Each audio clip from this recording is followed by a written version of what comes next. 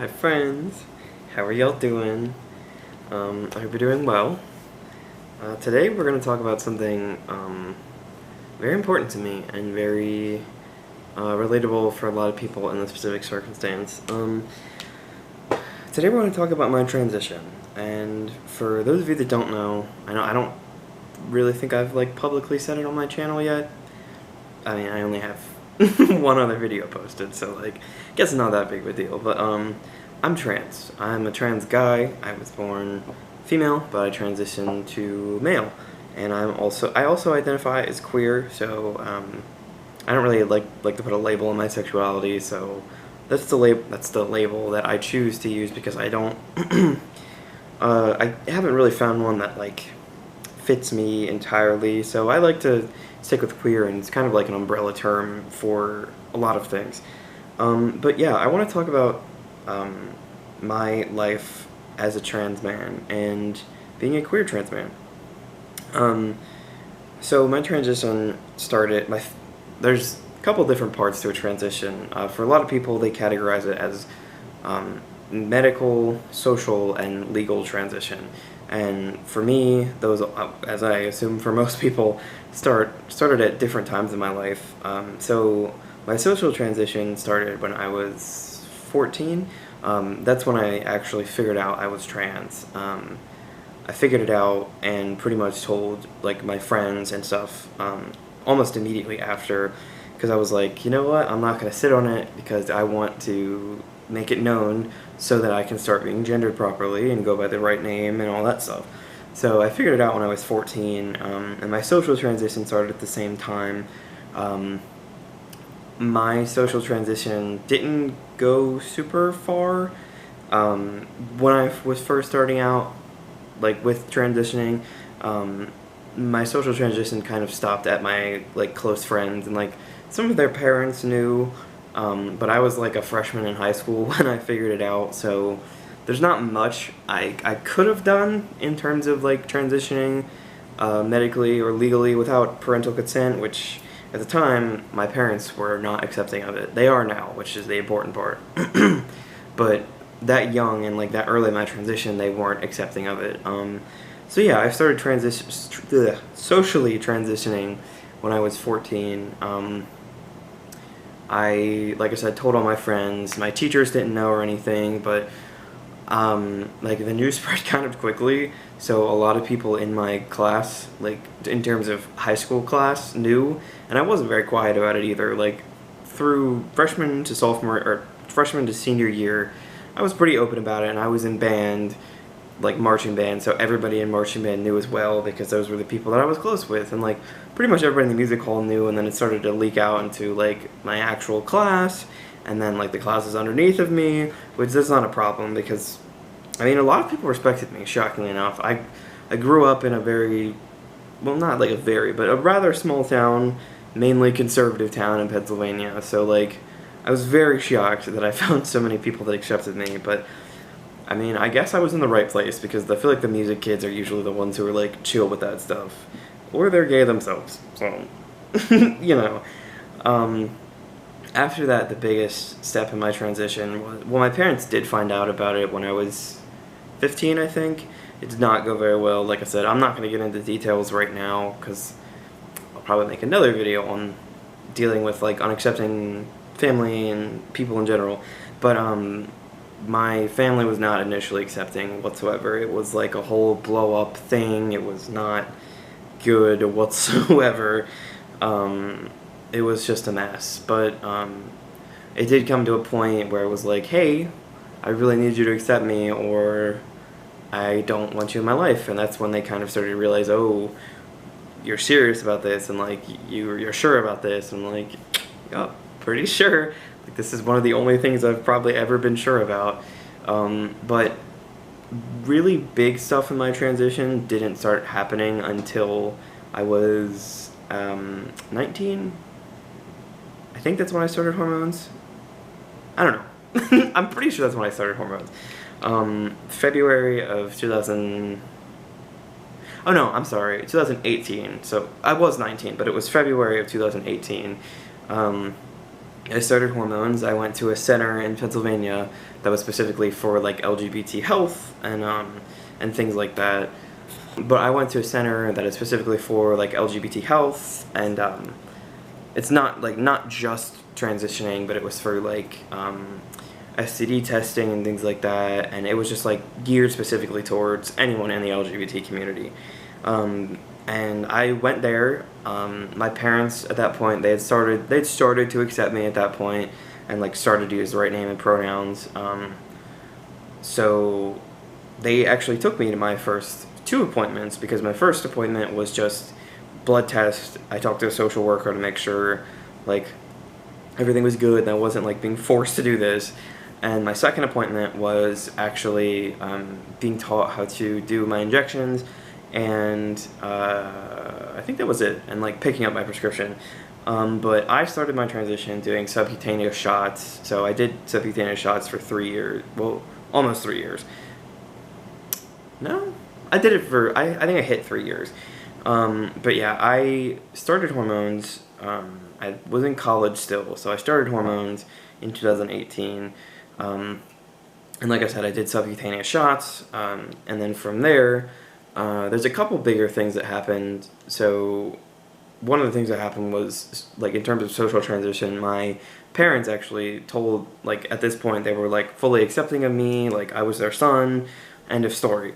After that is when they told the rest of the family, and there were some people that knew, like, the inner circle family knew, but not like aunts and uncles, like not distant, not even distant, but like further cousins.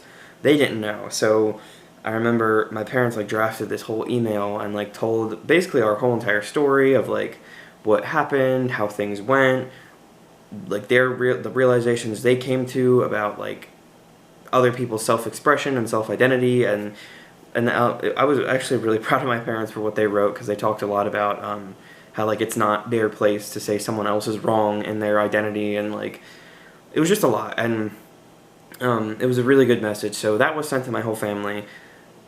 Great response from my family, like fucking incredible. Like everyone was so accepting, everyone was so loving, was like, yes, absolutely, we'll respect you, like we're so proud of you for being who you really are, like this is amazing, you can always talk to us. Like it was an incredible response. So socially, that was like one of the biggest things that happened in my transition up until, well, I guess at any point back in 2018.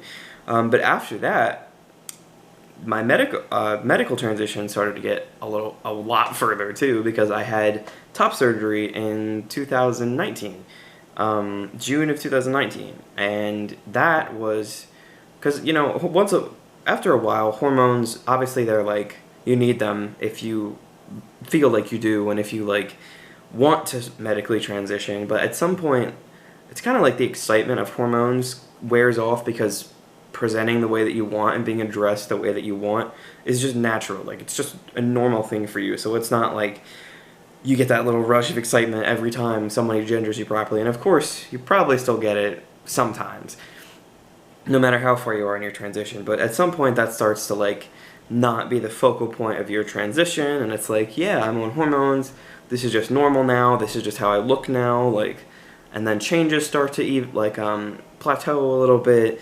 And so at that point I'd been like comfortable and like, really okay with hormones, and like happy with how I looked because I passed as male all the time. But so that's why like top surgery is such a big thing, because there comes that point where you get like, I don't want to say complacent, but you get comfortable with like the things hormones are doing, and like it's just your normal, like it's just your new normal. The stress of being misgendered and not being perceived the correct way is like out of your life, and you're just like, yep, I'm good, I'm happy, I'm comfortable, let's go. But from there, that's part of the reason why like surgeries and things like that are such a big deal, because I feel like a lot of people hit that point of being comfortable and then all the surgeries start to come. And that's not to say it how it is for everybody, but I feel like that's the general consensus. But for me, I had top surgery in 2019, so I'd already been on hormones for like 2 years, I think. Maybe. my timeline's all messed up because I don't remember what dates everything started, like the year-wise. I know exactly the day, but not the year. But I had top surgery. I had an incredible doctor in Pennsylvania. It was like, I think she was like 2 hours away from me, but absolutely incredible doctor. She was like so informative the entire time. She really like listened to what I wanted because I was like bigger than I am right now when I had top surgery, and she talked to me a lot about like how I wanted my chest to look, and do you want like fat left over so that it works with your body, or do you want to be like entirely flat? Like what's most comfortable for you? And she like took so much time to talk to me about it and like explain the procedure, explain exactly what recovery would be like, explain how my chest looked, and like confirmed with me throughout the entire time. So that was great, and I'll also get into my top surgery process in another video as well, because I can make a whole video about just researching doctors, finding the right ones, and a little mishap I had with insurance. So if you get top surgery or any trans-related anything, make sure you quadruple check with your insurance, because I got screwed over in the last second, right before surgery. But I'll talk about that later. But yeah, my medical transition, for now, there is one more thing I want to do for my medical transition, which is hysterectomy, which for those of you who don't know, that's having your uterus essentially removed. But that, for me, like, that's kind of where I want my transition to end. Obviously, I'm not going to stop taking hormones, and obviously I'm not going to stop, like, being trans, but in terms of like other surgeries, like bottom surgery, I don't really think I want that just yet. It's just a personal preference. There's nothing wrong with bottom surgery. There's nothing wrong with people that get it. There's nothing wrong with the results. I just don't feel like that's super aligned for me right now, because I have bottom dysphoria, but not a ton of it. So I think I would just want to wait. But once I get my hysterectomy, I'll kind of feel like all the surgeries are out of the way, and I'm at a point where I really want to be. But yeah, also talking about my transition, my legal transition started, and for legal transition, that's really just like getting your gender marker changed on your license, having your name changed, social security card changed, like birth certificate changed, like all the actual legal stuff changed. And I had my name changed in December of 2019. Yeah, December of 2019, I had my name legally changed. And then, of course, COVID happened, so I couldn't. I got my license changed, and like my gender marker on my license, because I had papers from the center from previously to do that. But sorry, I checked the camera again. But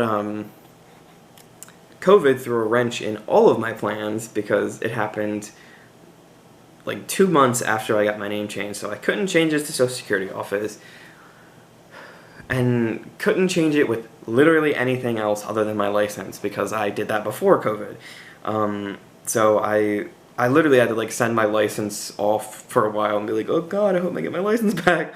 But in terms of legal transition, that's to the point where I am now, and I have it changed to my social now, and have it changed on my license, and I'm working on my birth certificate. It's just a little hard because I just had to be born in a state that I don't currently live in.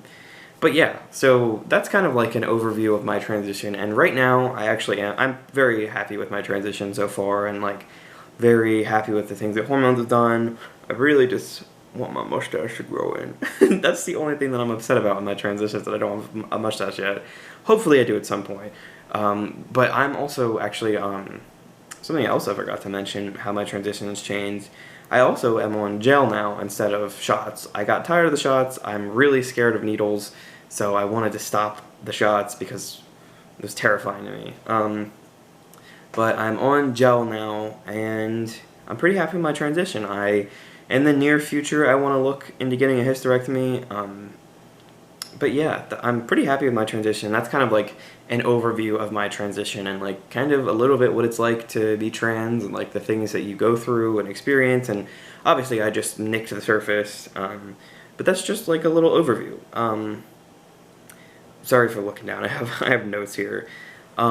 my transition has done a lot for me in terms of not just being comfortable, like, physically with myself, but embracing a lot of different parts of myself that I rejected for a long time, because before I was on hormones, before I was always gendered properly in public, I just, like, rejected everything that was feminine, everything that could even, like, be mistakenly taken as being feminine. I rejected every single ounce of it because I didn't want anything to do with it. I wanted people to see me as a man, and that was it. I didn't want any doubt in anyone's mind that I was anything else. But being gendered properly in public and looking the way that I want to has actually opened so many doors for me in terms of, like, embracing both the feminine things about myself and the masculine things about myself. And I obviously, I prefer being masculine leaning and, like, looking more masculine, but I also have, like, feminine traits about myself too, and I enjoy more feminine things. Like, as you can see, I like painting my nails. That's considered more feminine, and I like experimenting with the way I dress, whether it's masculine or feminine presenting, and the ability to be comfortable with myself and be okay with how I was gendered in public, and how I was perceived by other people, and just be okay with myself, like, be okay with how I looked and the way that I saw myself. Like, that has given me so much more of an opportunity to embrace literally every single part of myself, and, like, that being okay with how I looked and the things that I saw when I looked in the mirror was just, like, a huge catalyst for being able to do literally everything else that I wanted to do, like, and because it was like the missing piece of the puzzle, like, and of course it wasn't some, magic switch. It wasn't some testosterone or any hormone in general. It's not some magic self-love thing, but it really, really helps when you actually enjoy the way you look and don't have to worry about it constantly, and are not constantly like, oh my god, like, oh, I have dysphoria about this, and I can't do this because it's going to give me dysphoria, and I can't do this because I'll look a certain way, and I can't do this because I'll feel horrible afterwards. It's just so relieving. It's such a weight off of your chest once you don't have to worry about that anymore. So something I want to talk about is, like, describing dysphoria, because I know there's a lot of, obviously, people who aren't trans who don't know what dysphoria is.